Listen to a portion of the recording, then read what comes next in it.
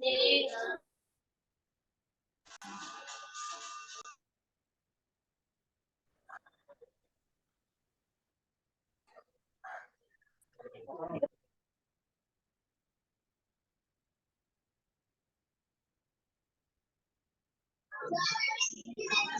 बच्चों, चूंकि हमें बार बार मीटिंग हमारी खत्म हो रही है, 10 मिनट का वक्फा हो रहा है, तो अभी हमारे कुछ टॉपिक बचे हैं और 12 बज जाएगा। तो हम लोग ये लास्ट सेशन करते हैं, क्योंकि हमारा 20 मिनट तो उसी तरह से वेस्ट हो गया है।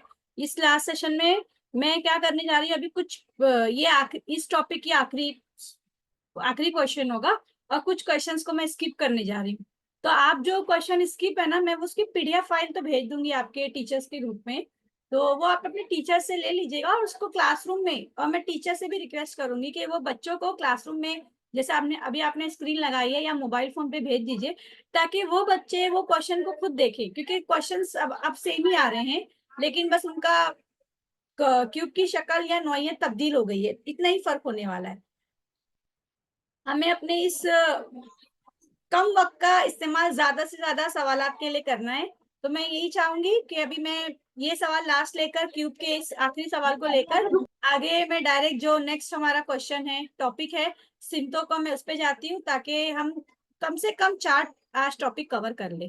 तो ये तो हम लोगों ने देखा था, और जो सर ने बात बोली है वो इंशाल्लाह स्कूल के टीचर्स भी अप्लाई करेंगे। तो यहाँ पे हम बात कर रहे थे बेटा, कुल कितने मकब की 4 सतह रंगी, तो हमारा जवाब आ गया था 6। अब सवाल आ रहा है कुल कितने मकब की 3 सतह रंगी है। तो देखिए बेटा, मैंने आपको बताया था 3 सतह हमेशा किनारों की होती है, और किनारे कितने होते हैं, हमेशा 8 होते हैं। बट अगर आप यहाँ पर गौर करोगे तो यहाँ पर 8, चूंकि ये मकब जो है बीच में से कटा हुआ है, इस वजह से यहाँ पे हमें एक एक्स्ट्रा भी मकब मिल रहा है, एक्स्ट्रा क्यूब भी मिल रहा है, जो जिसकी 3 फेस क्या है, पेंटेड है। तो यहाँ पर हमारा 4 किनारे हो जाएंगे, और यहाँ पर हमारा जवाब हो जाएगा एक बीच का मिला के 9 हो जाएगा। Option number 4 will be our answer. ये चीज समझ में आ गई है ना आपको? तो अब मैं डायरेक्ट हमारा जो सिम्त का तायुन है, मैं उस पर जाती हूँ, और बीच के जो क्वेश्चंस है वो आपको दे दिया जाएगा। देखिए बेटा, सिम्त के तायुन में आपको इस चीज का ध्यान देना, जो सिम्त होती है, सिम्त जो मेन सिम्त है, अहम सिम्त है 4 है, शुमाल, जुनूब, मशरिक, मगरिब, पर उनकी 4 झेली सिमतें भी हैं। तो आप याद रखिएगा, दो खास सिमतों का फासला, दो खास सिमतों का फासला होता है, शुमाल और मशरिक का फासला क्या होगा, 90 होगा, और जिमनी सिमतों का फासला 45 का होता है। और सिमतों में सातदार यानी घड़ी की सिमत होता है, और गैर सातदार यानी घड़ी की मुखालिफ सिमत। अब आते हैं हम, सवाल किस तरह से आता है। देखिए सवाल दिया हुआ है, अमित, गणेश, सीमा, रीना, महेश और मीना ये दायरे नुमा मेज के गिर्द बैठे हैं। बेटा अगर आप एक दायरा नुमा मेज के गिर्द बैठते, तो मैंने यहाँ पर दायरा बना दिया, अंदर की जानी बैठेंगे, किसकी जानी बैठेंगे, अंदर की जानी।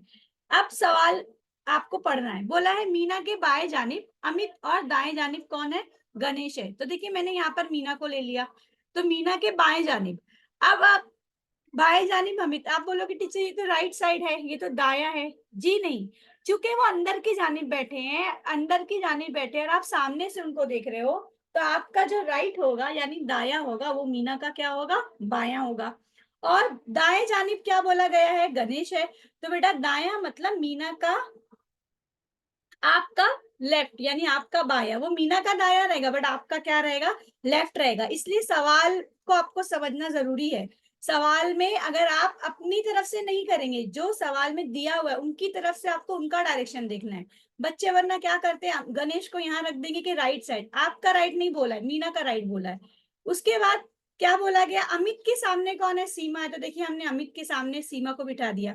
अब आगे जुमला बोला है, किसी भी लड़के के दाएं या बाएं जानिब के पहले मकाम पर कोई लड़का नहीं है, मतलब किसी भी लड़के के बाजू में कोई भी लड़का नहीं है। तो अभी कौन कौन बचा है, अमित हो गया, गणेश हो गया, कौन बचा है यहाँ पर, महेश। बेटा अगर मैं महेश को यहाँ बिठा देती तो जुमला गलत होगा, क्यों, क्योंकि यहाँ पे बोला है कि लड़के के बाजू में कोई लड़का नहीं चाहिए, तो लड़की कोई बची है क्या, बची है, कौन बची है, रीना बची है। तो मैंने क्या किया, अमित के बाजू में किसको बिठा दिया, रीना का। और अब एक जगह बची, तो एक जगह पे कौन बैठ जाएगा, महेश बैठेगा। अब सवाल आपसे पूछा गया है, महेश के सामने कौन बैठा है। तो बेटा महेश के सामने, अब आपके पास डायग्राम बन गया, आप इजिली बता सकते हो महेश के सामने कौन बैठा है, मीना बैठी हुई है। गणेश के बाएं जानिब बैठे हुए शख्स के सामने। देखिए बेटा गणेश ये है, आप गणेश के बाएं जानिब बोला है। आप सपोज करो गणेश के बजाय आप बैठे, वहां बैठ जाओ, अंदर की तरफ मुंह करके आप बैठे, तो आपका बायां कहाँ पर होगा? आपका बायां यानी मीना होगी। बायां यानी लेफ्ट, लेफ्ट साइड पे कौन बैठी? लेफ्ट हैंड पे आपके कौन बैठा है? मीना। तो मीना के सामने कौन बैठा है बेटा? मीना के सामने महेश है, इसलिए हमारा जवाब क्या आ गया? महेश आ गया। ये चीज समझ में आ गई मुझे उम्मीद है। अगला सवाल, ये पिछले साल पेपर में आया था सवाल, बहुत इंटरेस्टिंग क्वेश्चन है। क्या बोला गया है? A B C D E और एफ रेल से सफर कर रहे हैं, एक खिड़की के करीब बैठा है। तो सबसे पहले हम क्या करते हैं? मैंने खिड़की बना दी, समझिए समझिए ट्रेन है, ट्रेन की खिड़की है, खिड़की के पास कौन बैठा है? ए बैठा है। और बोला है ए के दाएं जानिब, ए के राइट साइड में कौन बैठा है? बेटा अगर ए की जगह आप बैठे हो तो आपका राइट साइड आपका सेम होगा, तो ये बी बैठा हुआ है। और बी के सामने कौन बोला है? बी के सामने ई बैठा है, तो बी के सामने ई को बिठा दो। अब बोला है ई के बाएं जानिब, देखिए बेटा ई जो है, ई के बाएं जानिब, ई आपके सामने बैठा है, तो बाया यानी यहाँ पर ई का क्या हो जाएगा? राइट हो जाएगा। क्या हो जाएगा? यहाँ पर क्यों नहीं हुआ? क्योंकि यहाँ ये आपकी पोजीशन है, जिस पोजीशन पे ए बैठा है वो आपकी पोजीशन है, इसलिए वो राइट हुआ। बट ई जो है वो आपको मुंह कर रहा है, मुंह कर रहा है मतलब उसका चेहरा आपको दिख रहा है, पीठ नहीं दिख रही है। यहाँ पर आपको ए की पीठ दिख रही है, यहाँ पर आपको ई का चेहरा दिख रहा है। तो ई के बाएं जानिब पूछा है, तो आप क्या करो? उसको अपने दाएं जानिब बिठा दो। ई के दाएं जानिब कौन बैठ गया? एफ बैठ गया। कौन बैठ गया? एफ। लेकिन अगर आप देखिए देखेंगे तो यहाँ पर सी और डी का तो सवाल में जिक्र ही नहीं है, तो सी और डी कहाँ बैठे हैं? तो हम क्या करते हैं, यहाँ पर एहतिमाल हो सकता है, प्रोबेबिलिटी हो सकती है कि सी क्या है? ए के सामने बैठा है, या ये भी एहतिमाल हो सकता है कि डी ए के सामने बैठा है। तो मैं क्या करती हूँ, मैं इस तरह से लगा देती हूँ कि सी और डी में से शायद कोई बैठा है, और यहाँ पर डी और सी में से भी कोई बैठा है। तो अब जैसे सवाल आएगा हम उसकी तरफ आगे बढ़ेंगे। हमने ये ऐसा क्यों किया? क्योंकि बेटा हमारे सवाल में कहीं सी और डी की जगह उनकी पोजीशन मेंशन नहीं थी। अब सवाल पूछा है खिड़की के करीब ए के अलावा और कौन बैठा है? बेटा ए के सामने कौन बैठा है? सी। पर डी भी तो हो सकता है ना बैठा है, यानी यहाँ पर हमारा दोनों ऑप्शन होगा, ऑप्शन नंबर 2 भी होगा और ऑप्शन नंबर 3 भी होगा। सी और डी दोनों बैठ सकते हैं। क्यों? क्योंकि हमारे दिया हुआ सवाल नामुकम्मल सवाल है, इसमें ये मेंशन नहीं किया है कि सी और डी की क्या जगह है, इस वजह से हम दोनों को ही खिड़की के करीब डालेंगे। समझ में आ गई बात? अब चलिए अगले सवाल की तरफ। अगला सवाल क्या बोला है? ए और ई आपस में जगह तब्दील करते हैं, इस तरह डी और सी भी जगह तब्दील करते हैं, तो बताइए ए के बाएं जानिब कौन होगा? तो चलिए, हमने पहले खिड़की थी, खिड़की के बाजू में ए था, तो अब हम क्या करते हैं? खिड़की के बाजू में ई को बिठा देते हैं, और ए कहाँ चला गया? बी के सामने। और वैसे ही सी और डी की जगह, अब देखिए यहाँ पे तो हमें सी और डी का मकाम पता ही नहीं है, तो हो सकता है यही चीज हो कि डी हो, या ये भी हो सकता है वहां पर सी हो। तो अब क्या पूछा है? ए के बाएं जानिब, वापस से वही सवाल, ए के बाएं जानिब, ए का बाया, ए आपको क्या दिखा रहा है? चेहरा दिखा रहा है। चेहरा दिखाने की वजह से ए का बाया आपका क्या होगा? राइट होगा, दाया होगा। तो बेटा ए के दाएं जानिब आपका दाया, और ए का क्या होगा? वो बायां होगा, तो वो क्या हो जाएगा? ऑप्शन नंबर 4 यानी एफ हो जाएगा। ये चीज आपको समझ में आ रही है कि जब आपको कोई पीठ दिखाएगा तो वो आपका आपकी ही सिमत में जाएगा, लेकिन जब आपको कोई मुंह दिखा रहा है यानी आपके अपोजिट साइड में खड़ा है, तो आपका राइट, आपका क्या हो जाएगा? लेफ्ट। उसे हम मिरर इमेज भी कह सकते हैं। अगला सवाल, जगहों की अदला बदली के बाद खिड़की के करीब कौन कौन बैठा था? अब देखिए खिड़की के करीब जगह बदलिए, ई तो बैठा, ये कंफर्म है, बट ये भी तो डी बैठा है कि सी बैठा, अभी तक हमको उनकी जगह ही नहीं पता है। तो हम क्या करेंगे? यहाँ पर दो ऑप्शन लगाएंगे। अच्छा, स्कॉलरशिप का जो पेपर होता है बेटा, वहां पे जवाब में ऐसा दिया जाता है सवाल में, दो सही मुतबादिल, बट मैंने देखा एनएमएमएस में ऐसा नहीं होता है। एनएमएमएस में वो आपको ही समझना है कि दो मुतबादिल आएंगे कि एक मुतबादिल आएंगे। तो अगर आपने सिर्फ एक मुतबादिल लगा दिए जबकि मुतबादिल दो है, तो वहां पे आपके मार्क्स क्या हो जाएंगे? कट जाएंगे। तो इस वजह से हमारा जवाब क्या आएगा? ई सी और ई डी दोनों ही आएगा, यानी ऑप्शन नंबर 1 और 4। ये जो सवाल है पिछले साल के पेपर में पूछा गया था, तो ये पिछले साल के पेपर में आप देखेंगे ये सवाल आया, और यहाँ पर कहीं सवाल में मेंशन नहीं किया है कि आपको वो एक बार लेना है या दो बार लेना है। समझ में आ गई बात? तो चलिए अब हम अपने आगे टॉपिक पे, सिम्टोम में ही है ये तो, इस तरह से थी। अब डायरेक्शन पर आते हैं। बेटा डायरेक्शन में क्या बोला गया है, मुकाबिल की शक्ल में ए मकाम से बी मकाम तक जाते वक्त आपको कितनी मर्तबा बाईं जानिब मुड़ना होगा। देखो बेटा, ए मकाम से बी मकाम आप आ रहे हो, यानी आपका चेहरा है वहां पर, यानी जो शख्स ए मकाम पे खड़ा है वो आपके अपोजिट खड़ा है, चेहरे के साइड खड़ा है। तो ये कैसे होगा, तो बायां जानिब पूछा, यानी आप क्या लोगे, दायां लोगे। क्या लोगे, दायां। देखिए ए से वो नीचे उतरा,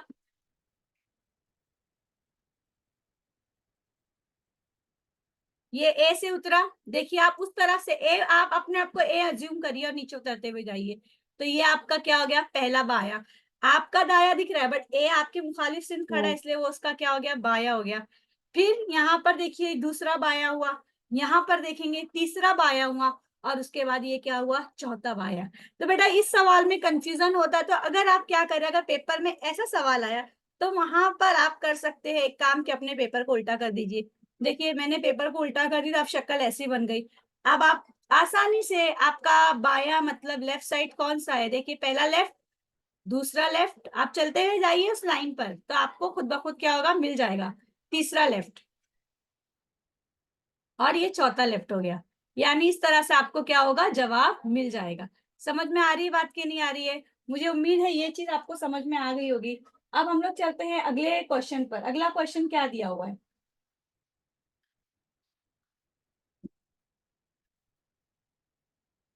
अभिषेक गुरूब आफ्ताब को देख रहा था। गुरूब आफ्ताब यानी सनसेट। तो देखिए अभिषेक गुरु आफ्ताब को देख रहा था, वो कायमा जाविया बनाते हुए, कायमा जाविया मतलब राइट एंगल बनाते हुए 3 बार दाई तरफ यानी राइट साइड। तो बेटा राइट एंगल देखो, उसका राइट कहां पर होगा, आप अगर मगरिब की सिमत खड़े हो तो जो शुमाल की सिमत होगा वो आपका क्या होगा, राइट होगा। तो देखिए वो एक बार गया, कितनी बार जा रहा है बेटा, 3 बार। अब वापस से राइट क्या होगा, मशरिक की सिमत दूसरी बार गया, फिर वापस से राइट कहां पर होगा, जुनूब की सिमत तीसरी बार आया। अब क्या पूछा है, यहाँ पर आने के बाद उसके बाएं हाथ, बाएं हाथ यानी आपका क्या होगा, दायां। तो बेटा आपका दायां हाथ कहाँ पे जा रहा है, देखिए मशरिक की सिमत जा रहा है, तो बायां हाथ उसका कहाँ पर है, मशरिक की सिमत है, यानी ऑप्शन नंबर क्या हो गया, 2। तो बेटा वहां पर आपको इस तरह से ड्रॉ करना पड़ेगा, तब आपको आसानी से समझ में आएगी, और सवाल को पढ़ना जरूरी है। सवाल का बायां आपका क्या होगा, दायां होगा। समझ में आ रही है बात के नहीं आ रही है? क्यों हो रहा है वो, क्योंकि अभिषेक जब ऊपर से नीचे आ रहा है तो वो आपको आपके उल्टी सिमत में आ रहा है, शुमाल से जुनूब, यानी ऊपर से नीचे, नीचे से ऊपर नहीं जा रहा है, ऊपर से नीचे आ रहा है, इसलिए उसकी सिमतें भी क्या हो जाएंगी, उल्टी हो जाएंगी। तो जवाब आ जाएगा ऑप्शन नंबर 2।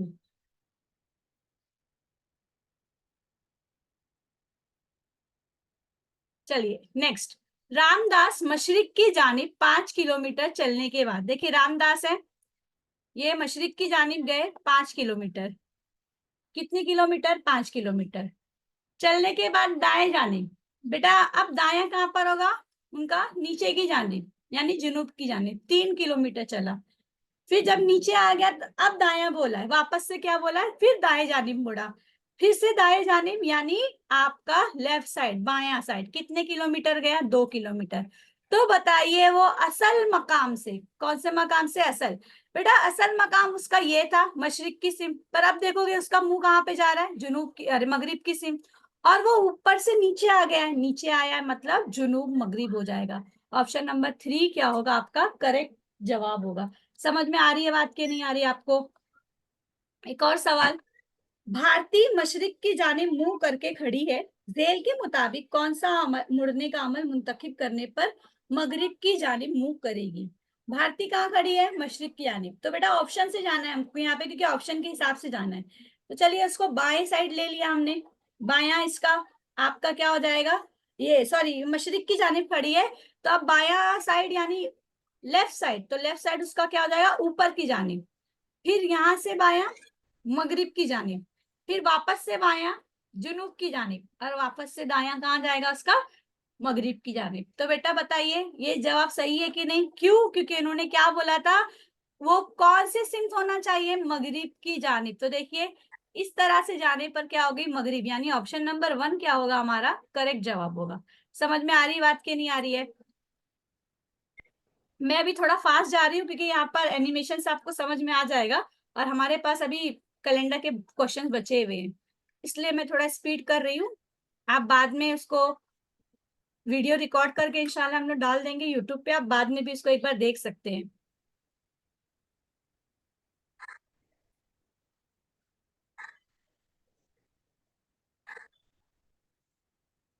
चलिए अगला सवाल है। जुनैद मगरिब की जानिब सीधा 7 किलोमीटर गया। कहाँ गया बेटा, कितना किलोमीटर, 7 किलोमीटर। तो इसको 7 किलोमीटर चला गया, फिर बाई जानिब मुड़ा। अब बेटा इसका बायां कहाँ पर होगा, नीचे की जानिब, 4 किलोमीटर। फिर वापस से वो बाई जानिब मुड़ा, तो बेटा अब उसका नीचे की जानिब आ रहा था, उसका बायां क्या होगा, आपका दायां होगा, 3 किलोमीटर। फिर उसके बाद शुमाल में वो 9 किलोमीटर गया। कितना किलोमीटर, 9 किलोमीटर। और दाई जानिब मुड़ा, दाई जानिब मुड़कर सीधा 4 किलोमीटर गया। तो बताना है वो अपने इब्तिदाई असल मकाम से कितने फासले पर होगा। देखिए बेटा, ये जो मैंने अभी ब्लैक लाइन ड्रॉ की है, ये क्या है, उसका फासला है, हमको ये दोनों फासले के दरमियान मालूम करना है। अगर बेटा आप देखोगे यहाँ पर, ये जो पूरा फासला है, ये पूरा फासला जो येलो एरो है, पूरी येलो एरो कितने की है, 9 की है। पूरी येलो एरो कितने की है, 9 की। बट आप यहाँ पर देख रहे हो कि ये वाली एरो जो है वो ग्रीन वाली, ये 4 की है। इसका मतलब क्या हुआ बेटा, ये भी तो 4 की होगी, तो आप 9 में से 4 नफी कर दो, हमको सिर्फ इतने का मालूम करना है। ये जो लाल लाइन के ऊपर जा रही है, हमको सिर्फ इतना मालूम करना है। क्यों, क्योंकि सिमतें क्या होती है, मुतवाजी होंगी, यानी ये जितना होगा फासला, ये फासला भी उतना ही होगा। तो 9 में से 4 नफी कर दो, जवाब क्या आ जाएगा, 5 आ जाएगा। तो ऑप्शन नंबर 3 क्या होगा, हमारा राइट आंसर होगा। ये चीज आ गई आपको समझ में। अब हम लोग बहुत ही इंपॉर्टेंट कैलेंडर पे आते हैं, कैलेंडर का टॉपिक। बेटा कैलेंडर में आपको कुछ चीजें पहले बेसिक से स्टार्ट करते हैं कि कैलेंडर में क्या चीजें होती हैं और किस चीजों पे हमें बात करनी है। कैलेंडर जो होता है, कैलेंडर में एक आम साल होते हैं, और उसके बाद आम साल के बाद लीप साल भी होते हैं। तो हम देखेंगे आम साल और लीप साल में क्या ताल्लुक है, दोनों में क्या फर्क है। आम साल जो होता है उसमें 365 दिन होते हैं, यानी 52 हफ्ते और एक दिन। बेटा ये एक दिन को ऑड डे क्यों बोला गया है, क्योंकि इसमें एक दिन एक्स्ट्रा होता है। एक्स्ट्रा से मुराद, आप इस एक दिन के, जैसे मिसाल के तौर पर अगर 1 जनवरी को क्या है, पीर है, 1 जनवरी 2022 को पीर था, तो 1 जनवरी 2023 को क्या होगा, मंगल होगा। यानी हम एक दिन क्या कर रहे हैं, आगे बढ़ रहे हैं। लीप साल में कितने दिन होते हैं, और 52 हफ्ते बराबर होते हैं, और एक दिन के बजाय 2 ऑड डे। 2 ऑड डे इसलिए होती है कि लीप डे यानी 29 फरवरी का भी एक दिन एक्स्ट्रा आता है उसमें। अब देखिए दिन और तारीख यकसा होने वाले मकाम। बेटा महीने, ये आपको समझना बहुत जरूरी है, क्योंकि इसकी बिना पर आप बहुत सारे सवाल सेकंड में हल कर सकते हैं। कैलेंडर का जो टॉपिक है उसके ज्यादातर सवाल जो है आप 30 सेकंड के अंदर अंदर हल कर सकते हैं, अगर आपने जो बेसिक उसकी चीजें है उसको गौर किया। तो देखिए बेटा, यहाँ पर कुछ महीने जो होते हैं उनके दिन और तारीख क्या होते हैं, यकसा होते हैं। आम साल में अलग है और लीप साल में अलग। जैसे जनवरी और अक्टूबर का महीना, आप जनवरी और अक्टूबर का कैलेंडर निकाल के देखेंगे तो आप बोलेंगे कि दोनों क्या है, एक दूसरे की जेरोक्स कॉपी है। यहाँ पर आपको स्क्रीन पे भी दिख रहा है कि देखिए 1 जनवरी जो है वो फ्राइडे से शुरू हो रहा है, तो 1 अक्टूबर भी फ्राइडे से शुरू हो रहा है। और 31 जनवरी को संडे था, तो 31 जनवरी को क्या था, यहाँ पर भी क्या था, संडे था। तो ये जो है आम साल में इस तरह से होता है। और कौन से महीने आम साल में, फरवरी, मार्च, नवंबर, अप्रैल, जुलाई, सितंबर और दिसंबर। इसी तरह लीप साल में भी एक जैसे महीने, जनवरी, अप्रैल, जुलाई, फरवरी, अगस्त और मार्च और नवंबर। अभी बेटा मेरे पास इतना वक्त नहीं है मैं सबके कैलेंडर दिखाऊं, आप घर पे जाके वो देख सकते हैं कि क्या ये महीने सेम सेम आ रहे हैं कि नहीं। अब देखिए ये सवाल, ये अगर आपको पता होंगे महीने, दिन और तारीख यकसा होने वाले महीने, तो इसकी मदद आपको मिलेगी सवाल में, जो कि हमारा अगला सवाल दिया हुआ है। सवाल बोला है एक लीप साल में, देखिए यहाँ पर पहला वर्ड इस्तेमाल किया लीप साल में, 15 मार्च, 15 मार्च को क्या था, मंगल था। तो अब 13 नवंबर को क्या होगा। बेटा यहाँ याद रखिएगा, जो लीप साल का जिक्र किया गया, तो लीप साल में हमने अभी पीछे देखा, मार्च और नवंबर का महीना क्या होता है। लीप साल में मार्च और नवंबर के महीने क्या होते हैं, यकसा होते हैं। अच्छा, यहाँ पे गलती से अप्रैल आ गया, वो एक्चुअल में नवंबर होगा। लीप साल में मार्च और नवंबर के महीने में दिन क्या होते हैं, यकसा होते हैं। यानी अगर 15 मार्च को मंगल था तो 15 नवंबर को भी क्या होगा, मंगल होगा। लेकिन क्या हमें यहाँ पर 15 नवंबर का पूछा है? नहीं, हमें 2 दिन पहले यानी 13 नवंबर को पूछा है। तो हम 2 दिन पहले जाएंगे, मंगल से 2 दिन पहले जाएंगे, तो 13 नवंबर को क्या हो जाएगा, इतवार हो जाएगा। समझ में आई बात? जो पीछे मैंने आपको महीने बताई थी उसकी मदद से आपने ये सवाल 10 सेकंड से भी कम, जैसे ही आपने देखा मार्च और नवंबर आए हैं, तो मार्च और नवंबर के महीने सेम होते हैं, दिन भी सेम होती है, तारीख भी सेम होती है। तो 15 मार्च को मंगल, तो 15 नवंबर को भी मंगल। लेकिन सवाल में पूछा है 13 नवंबर, इसमें क्या कर रहे हैं, 2 दिन पहले जा रहे हैं। 2 दिन पीछे जाने के बाद हमें 13 नवंबर को क्या मिल गया, इतवार मिल गया।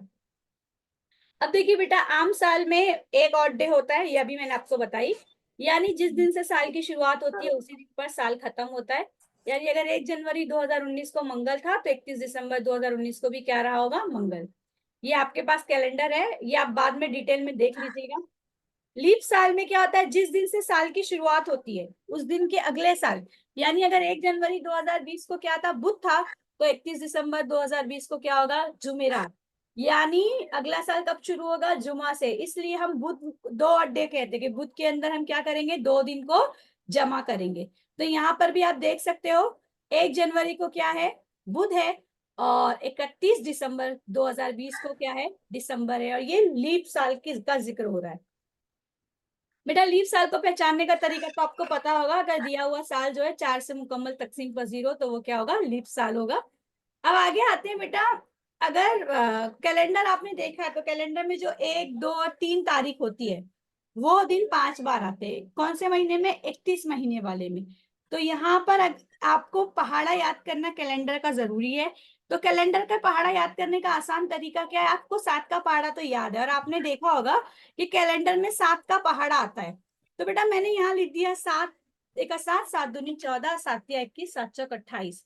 अब मैं क्या करती हूँ, एक एक दिन पीछे जा रही हूँ, 28 से ज्यादा नहीं जाएगा क्योंकि 31 दिन ही होते हैं। देखिए मैं एक एक दिन पीछे जा रही हूँ, तो इससे क्या हो रहा है, एक एक दिन पीछे जाने की वजह से 6, 13, 20, 27, यानी अब ये कैलेंडर का 6 का पहाड़ा बन गया। ये उसके बाद कैलेंडर का 5 का पहाड़ा, कैलेंडर का 4 का पहाड़ा, कैलेंडर का 3 का पहाड़ा, 2 का पहाड़ा और 1 का पहाड़ा। तो बेटा आपको क्या समझ में आ रहा है, देखिए 1, 8, 15, 22 और 29, ये जो है ये दिन, अगर 1 तारीख को पीर था तो पीर उस महीने में 5 बार आएगा। कितनी बार आएगा, 5 बार। अगर वो महीना 31 दिन का है। अगर 2 को मंगल था तो मंगल कितनी बार आएगा, 5 बार आएगा। और अगर 3 को बुध था तो बुध कितनी बार आएगा, 5 बार। अब इस पे हम अपनी सवाल देखते हैं। क्या बोला गया, जुलाई महीने की 26 तारीख को जुमेरात है, तो इस महीने में कौन सा दिन 5 बार आएगा। बेटा अभी हम लोग ने क्या देखा, जुलाई का महीना यानी कौन सा दिन है, 31। तो 1, 2 और 3 तारीख को जो दिन रहा होगा वो 5 बार आएगा। तो हमें पहाड़ा पता है, 1 तारीख का दिन में कौन सा आता है, 29, 2 तारीख में 30, 3 तारीख में 36। तो बेटा अब हम चाहते हैं कि देखते हैं 29 तारीख को कौन सा, 26 जुलाई को क्या है, जुमेरात, तो 27 को क्या हो जाएगा, जुमा, 28 को क्या हो जाएगा, शनिचर, 29 को क्या हो जाएगा, इतवार, 30 को क्या हो जाएगा, पीर, और 31 को क्या होगा, मंगल। आप देख सकते हैं आपके ऑप्शन में यहाँ पर पीर और मंगल दिए हुए हैं, मंगल और पीर, यानी ऑप्शन नंबर 3 और ऑप्शन नंबर 4 यहाँ पर आपको दिए हुए हैं।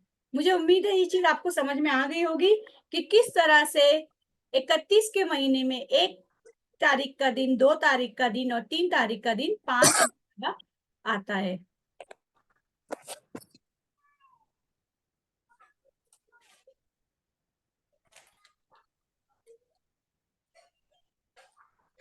चलिए अगली उसकी तरफ बढ़ते हैं हम, अगले सवाल की तरफ। अब बेटा एक मंथ कोड आपको समझना जरूरी है। मंथ कोड क्या होता है, देखिए मंथ कोड जो होता है बेटा हर महीने का कोड होता है। जैसे मिसाल के तौर पे अगर हम फरवरी ले रहे हैं, तो फरवरी, अगर 1 फरवरी 2023 मंडे से शुरू हो रहा है, तो 1 मार्च 2023 कब से शुरू होगा, हमें वो देखना है। तो उसी को हम क्या कहते हैं, मंथ कोड कहते हैं। तो बेटा अगर 1 फरवरी 2023 जो मंडे से शुरू हो रहा है, तो 1 मार्च 2023 भी किससे शुरू होगा, मंडे से। क्यों, क्योंकि आपको पता है फरवरी का महीना और अगर नॉन लीप साल है तो उसमें 28 दिन होता है, और 28 को जब हम 7 से तकसीम करते हैं तो हमारा जवाब क्या आता है? सिफर। इसको मैं आप कैलेंडर के जरिए आपको दिखाती हूँ कि कैलेंडर में आप देखेंगे किस तरह से। यहाँ देखिए, आप देख सकते हैं ये 2021 है, यानी नॉन लीप ईयर है। नॉन लीप ईयर है इस वजह से 28 दिन का महीना है। तो देखिए, पीर से अगर मंडे को, पीर से ये महीना शुरू हो रहा है तो संडे को खत्म हो रहा है, यानी अगला महीना भी कब से शुरू होगा? मंडे से। या इसका मतलब आपने यहाँ पर एक भी दिन को ऐड नहीं किया, इसलिए इसे कहते हैं जीरो ऑड डे कहते हैं। क्या कहते हैं? Zero odd day. अगला है 29 दिन वाला महीना। 29 दिन वाला महीना यानी लीप साल। बेटा लीप साल में 29 दिन होते हैं। आप जब 29 को 7 से तकसीम करेंगे तो बाकी एक आएगा। एक आने की वजह से महीना एक दिन आगे बढ़ेगा। अगला महीना देखिए, 1 फरवरी 2020 को सैटरडे है, तो 29 फरवरी 2020 को भी क्या है? सैटरडे। इसका मतलब 1 मार्च 2020 को क्या हो जाएगा? संडे। यानी एक दिन आपने सैटरडे में एक दिन क्या किया है? जमा किया है। इसी तरह 30 दिन वाले महीनों में भी होगा। 30 दिन वाले महीनों में 2 ऑड डे होगा। यानी अगर 1 फरवरी, अरे सॉरी, 1 नवंबर 2020 को संडे था तो 1 दिसंबर 2020 को क्या हो जाएगा? मंगल। आपने संडे में 2 दिन को क्या किया? जमा किया। और 31 दिन वालों में कितने दिन को जमा करना है हमें? 3 दिन। ये जो दिन आ रहे हैं ऑड डे, ये बाकी जो बच रहे हैं वो है। तो ये बाकी के दिन बच रहे हैं, वही दिन आगे क्या हो रहे हैं? ऐड हो रहे हैं। आप देख सकते हैं 1 अगस्त को संडे है तो 1 सितंबर को क्या होगा? बुध होगा, वेडनेसडे होगा। हमने संडे में 3 दिन को क्या किए हैं? जमा किए। तो ये मंथ कोड समझ में आ गया आपको। तो यहाँ पर आपको सवाल पूछा है, अगर 1 फरवरी 2021 को पीर था तो बताइए 1 मार्च 2021 को कौन सा दिन होगा? बेटा 1 मार्च 2021 मतलब ये कौन सा साल है? नॉन लीप ईयर है। नॉन लीप ईयर होने की वजह से 0 दिन, यानी 1 मार्च को भी क्या होगा? पीर में अगर आप एक भी दिन नहीं मिलाएंगे तो क्या होगा? पीर ही होगा। तो यानी यहाँ पे जवाब क्या आएगा? पीर आएगा। आप कैलेंडर में देख सकते हैं 1 फरवरी को भी मंडे है और 1 मार्च को भी क्या है? मंडे है। इसी तरह अगर 1 फरवरी 2020 को शनिचर था तो 1 मार्च 2020 को कौन सा दिन होगा? बेटा 2020 है यानी लीप साल है, तो आप शनिचर में एक दिन मिला दीजिए तो आपका जवाब क्या आ जाएगा? इतवार आ जाएगा। ऑप्शन नंबर 4 जो होगा वो आपका सही जवाब होगा। आप यहाँ देख सकते हैं एक कैलेंडर में सैटरडे को है 1 तारीख, तो मार्च कभी है? 1 मार्च कब आ रहा है? संडे को। तो यहाँ पर आपने सैटरडे में एक दिन क्या किया है? जमा किया है। अब आते हैं सवाल पर। सवाल किस तरह से दिया हुआ है? एक लीप साल की शुरुआत, देखिए सवाल को समझना जरूरी है। यहाँ पे बोला लीप साल की शुरुआत इतवार से हुई, तो 15 मई से 18 रोज की छुट्टी पर गया उस्मान कौन से दिन काम पर हाजिर होगा? तो बेटा सबसे पहले हम क्या करते हैं, एक तरीका था आप महीनों के पूरे दिन को जमा करो, बट बेटा महीनों के दिन को जमा करने से अच्छा है हम अरे जो ऑड डे है ना उनको जमा करते हैं। देखो लीप साल है यानी जनवरी का महीना, तो जनवरी का महीना 31 दिन होता है, तो 31 दिन होने की वजह से 3 ऑड डे। फिर फरवरी का महीना है, यहाँ देखिए फरवरी के महीने में 29 दिन। क्यों 29 दिन? क्योंकि लीप साल है तो 1 ऑड डे। मार्च के महीने में वापस 31 दिन तो 3 ऑड डे। अप्रैल में 30 दिन तो 2 ऑड डे। और 31 हमने यहाँ पर एक मई का पूरा महीना लिया है क्योंकि वो 15 मई से 18 रोज की छुट्टी पर गया था, तो मई में कितने दिन आ गए? 3 ऑड डे। और जून भी हुआ। जून क्यों हुआ बेटा? 15 मई से अगर वो छुट्टी पर गया 18 रोज, यानी वो जून में भी 1 जून को भी क्या कर रहा है? छुट्टी कर रहा है। तो अब हम क्या करेंगे, इन तमाम ऑड डेज को जमा करेंगे तो हमारा जवाब क्या आएगा? 13 दिन आएगा। क्या आएगा? 13 दिन। यानी जो तारीख है वो जो दिन है वो 13 दिन आगे बढ़ रहा है। तो बेटा 13 को क्या 7 से तकसीम करते हैं? 7 से क्यों तकसीम करते हैं? क्योंकि हफ्ते में 7 दिन होते हैं। तो हमने क्या किया? 13 को 7 दिन से तकसीम किया। बट 13 देखते साथ भी दिमाग में क्लिक हुआ कि 13 मतलब क्या होता है? 13 मतलब 14 - 1। तो 14 - 1 मतलब बेटा इतवार में से एक नफी कर लो। हम एक नफी कर रहे हैं ना, अगर 14 दिन लेंगे तो इतवार आएगा, लेकिन 14 - 1 यानी इतवार में से एक नफी। इतवार में से एक नफी यानी क्या हो जाएगा? शनिचर। तो उस्मान कौन से दिन काम पर हाजिर होगा? शनिचर के दिन। अब देखिए बेटा सिर्फ 10 मिनट बचे रह गए हैं, मैं फटाफट आपको एक टेबल बता रही हूँ। ये टेबल बहुत इंपॉर्टेंट है क्योंकि अब इसी टेबल पर आपको सवाल आएंगे। आपकी स्क्रीन पे जो टेबल दिखाई दे रहा है, आप देखोगे मैंने यहाँ पर दिन लिया है पीर का, और ये 2023 है। बेटा मैंने ना आपको समझाने के लिए यहाँ पर ईयर डाला है, वरना ईयर डालने की जरूरत नहीं थी। आप जाके अगर कैलेंडर में देखोगे तो 30 जनवरी, 27 फरवरी, 1 मई, 5 जून, 2 अक्टूबर और 25 दिसंबर, ये जो अहम दिन है वो सब एक ही दिन आएंगे। तो आप कैलेंडर जाके घर पे देखिएगा तो पीर के दिन ही ये तमाम दिन आपको दिखेंगे। ये क्या होगा, जब आप ये मुनासिबत मुताबिकत रखते हो उससे, अरे कुछ रिलेशन करते हो, तो इससे दिन आपको याद आसानी से हो जाते हैं। सेम इसी तरह मंगल को, अगर आप मंगल का देख रहे हैं तो मंगल को 3 जनवरी, 28 फरवरी, 1 अगस्त, 15 अगस्त, 5 सितंबर और 14 नवंबर, ये जो अहम दिन है ये आपको अहम दिन याद रखने हैं। पेपर में इन अहम दिन के ताल्लुक से सवाल पूछा जाता है, 1 नंबर के लिए इस तरह का सवाल आएगा ही आएगा। तो ये अहम दिन आप घर पे आके एक बार देख लीजिएगा कैलेंडर में, और आप स्क्रीनशॉट अभी इसकी ले सकते हैं। तो अब चलिए हम आगे बढ़ते हैं, और भी दिन है अहम। ये तो मैंने सिर्फ 2 बताया है, क्यों 2 बताया है, ताकि आपको वो 2 दिन याद, 2 जो ग्रुप है वो याद रहे। अब वो हम दिन पे जाते हैं जिनके ग्रुप नहीं है। तो यहाँ पर अभी बुध का एक ग्रुप बन गया।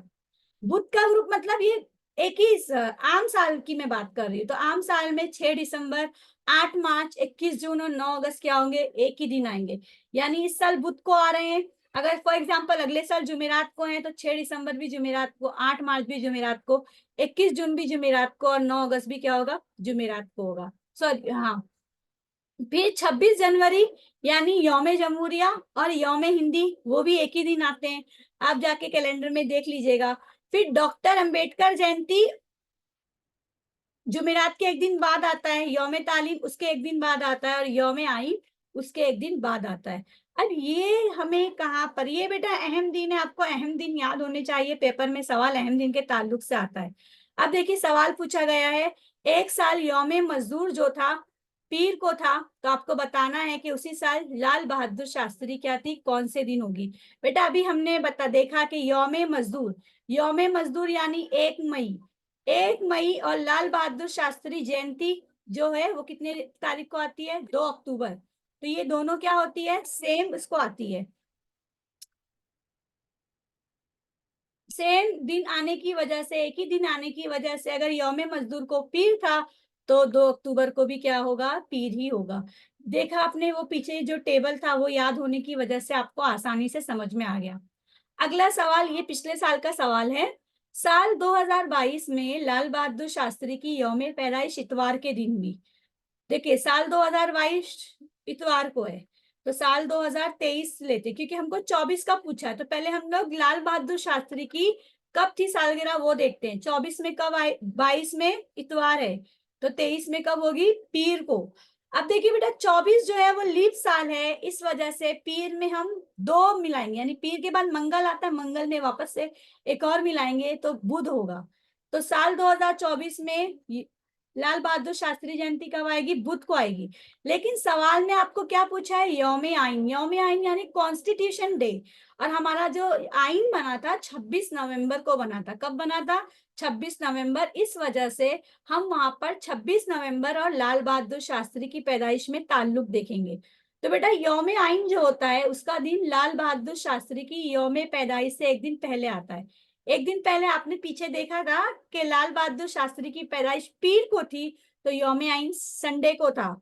इसका मतलब अगर 2024 में लाल बहादुर शास्त्री जयंती बुध को आ रही है तो यौम आइन कब आएगा, यौम आइन बुध से एक दिन पहले हम जाएंगे तो कब होगा, वो मंगल को होगा। ये आप एक बार कैलेंडर में डेट देखकर भी समझ सकते हैं, समझ में आ जाएगा तो इंशाल्लाह आपको आसानी हो जाएगी। अगला सवाल, 1992 में गांधी जयंती जुमा को थी, तो उसी साल 28 फरवरी को क्या दिन रहेगा। देखिए बेटा आम साल में 2 अक्टूबर गांधी जयंती और 28 फरवरी कौमी साइंस डे से एक दिन पहले आता है। जो मैंने अभी थोड़ी देर पहले आपको टेबल बताया था, आप देख सकते हो। यहाँ देखिए 2 अक्टूबर पीर को आ रहा है, तो 28 फरवरी मंगल को आ रहा है। तो यही टेबल मैंने अभी आपको समझाया था। तो यहाँ पर क्या बोला गया है, आम साल में क्या होता है, आम साल में एक दिन पहले आता है, लेकिन लीप ईयर में क्या हो जाता है बेटा, लीप ईयर में चूंकि एक दिन बढ़ जाने की वजह से लीप साल में दोनों एक ही दिन आते हैं।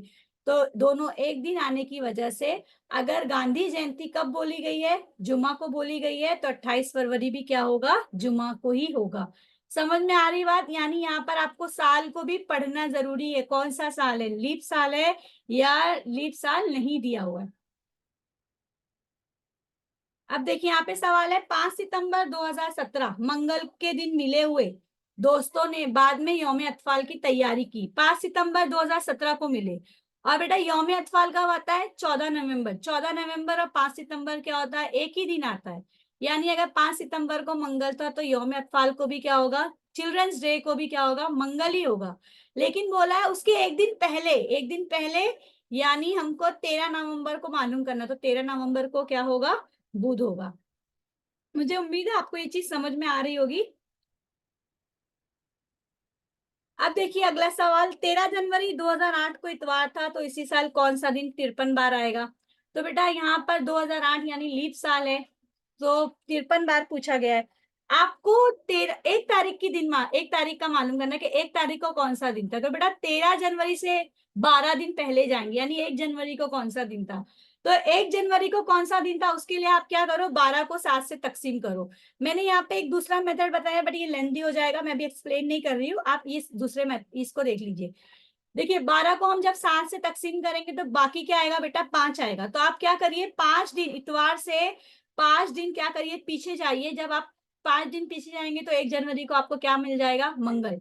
5 दिन पीछे यानी शनिचर, जुमा, जुमेरात, बुध और मंगल। तो 1 जनवरी को क्या हो गया, मंगल। और ये तरीके से भी आप देख सकते हैं 1 जनवरी को मंगल, बट ये तरीका लेंदी है। ये तरीका क्या है, आसान है कि आपने 13 जनवरी को बोला है तो आप 1 जनवरी यानी 12 दिन पहले देखो, तो 12 दिन पहले के लिए आपने 12 को 7 से तकसीम कर दिया, तो जवाब क्या आया, 5। तो 1 जनवरी को क्या होगा, मंगल होगा। और मैंने आपको क्या बताई थी, 1 तारीख, 2 तारीख और 2008 क्या है, लीप साल है, इसके लिए मंगल और बुध का दिन क्या होगा, 53 मरतबा आएगा। ये 53 बार पूछा, तो लीप साल में आप याद रखिएगा 1 तारीख और 2 तारीख का दिन कितनी बार आता है, 53 मरतबा। और आम साल में एक जो होते हैं सारे दिन कितनी बार आते हैं, 52 मरतबा आते हैं। ये चीज समझ में आ गई आपको। बेटा मीटिंग अभी एंड होने वाली है, बस 2-3 क्वेश्चन में फटाफट वो करवा देती हूँ। सीता गीता से 8 दिन छोटी है। सीता कितने दिन की है, 7 मार्च को पैदा हुई। तो बेटा अगर हम, अरे मार्च है तो 7 मार्च को जो तारीख होगी वही तारीख क्या होगी, 29 फरवरी को भी थी। तो सीता कितने दिन छोटी, 8 दिन। तो देखिए बेटा 7 मार्च को 7 मार्च से 29 फरवरी एक हफ्ता होगा, यानी 7 दिन। बट क्या पूछा है, 8 दिन छोटी है। तो 8 दिन छोटी है मतलब गीता की क्या होगी, 28 फरवरी। तो देखिए 28 फरवरी को क्या हो जाएगा, 7 फरवरी मार्च को अगर तो गीता कब पैदा हुई पूछा है, 7 फरवरी से 29 फरवरी एक हफ्ता यानी 7 दिन। पर 8 दिन छोटी होने की वजह से वो कब पैदा हुई, 28 फरवरी को पैदा हुई। अब देखिए साल 2000 में यौम खवातीन बुध को मनाया गया, तो बताइए उसके बाद वापस किस साल में यौम खवातीन बुध को मनाया जाएगा। बेटा अगर दिया हुआ साल क्या है, लीप साल है, तो तारीख और दिन यानी 29 फरवरी के बाद हो तो 6 साल बाद वही तारीख हम जमा करेंगे। यानी 2000 में 6 को जमा करो, 2006, 2000 लीप साल होने की वजह से और तारीख 29 फरवरी के बाद होने की वजह से वापस 2006 को यौम खवातीन बुध को मनाया जाएगा। अगला सवाल, साल 2004 में 15 फरवरी जुमेरात के दिन आता है, तो बताइए उसके बाद वापस किस साल में, सॉरी 24 में बोला है 15 फरवरी जुमेरात को आएगा। बेटा यहाँ पर आप देखेंगे बाद में पूछा है, और ये जो 15 फरवरी है ये लीप दिन से पहले यानी 29 फरवरी के पहले आ रही है। तो यहाँ पर आपको सवाल में देखना है जो आने वाला दिन जो है वो लीप दिन से पहले है या बाद में। तो यहाँ पर आप क्या करेंगे, 5 दिन मिलाएंगे, 5 साल मिलाएंगे। कितने साल मिलाएंगे, 5 साल। तो 2024 में 5 साल मिलाए तो क्या हो जाएगा, 2029 हो जाएगा। तो ये आखिरी सवाल था। अब यहीं पे मैं अपना सेशन जो है वो खत्म करती हूँ। अभी मीटिंग भी बस खत्म ही होने वाली है। थोड़ा